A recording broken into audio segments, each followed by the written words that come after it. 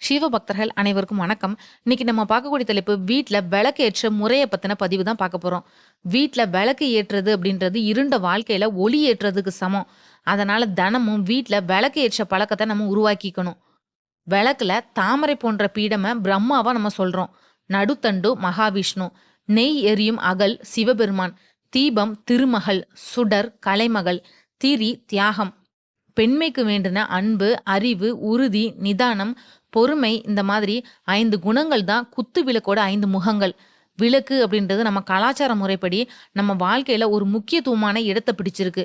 வீட்ல விளக்கு ஏற்றுறது அப்படின்றது அந்த வீட்டோட மகாலட்சுமி தான் ஏத்தணும். குறிப்பா பெண் பிள்ளைங்களுக்கு முன்னுரிமை நம்ம கொடுக்கலாம். விளக்கு ஏற்றுறது அப்படின்றது காலையில பிரம்ம முகூர்த்த நேரத்திலயும், மாலையில சூரிய மறைவுக்கு முன்னாடியும் ஏத்தணும். சிறப்பு பூஜைகள் நம்ம செய்றோம் அப்படின்னா, முதல்ல விளக்கு ஏத்திட்டு தான் பூஜைய தொடங்கணும். ஒரு திரிய மட்டும் வச்சு விளக்கேத்தக்கூடாது. 2 திரிகள் இல்லன்னா, ஒரு திரிய 2ஆ பிரிச்சு, அத விளக்கோட 2 பக்கங்களையும் வச்சு எரியிற சுடர் பகுதி மட்டும் ஒண்ணோடு ஒண்ணு இணைஞ்சிருக்கணும். பொதுவா விளக்குல 2 தீபம் ஏற்ற பழக்கத்த ஏற்படுத்திக்கணும். அது கிழக்கு மற்றும் மேற்கு திசைய பார்த்த மாதிரி இருக்கணும்.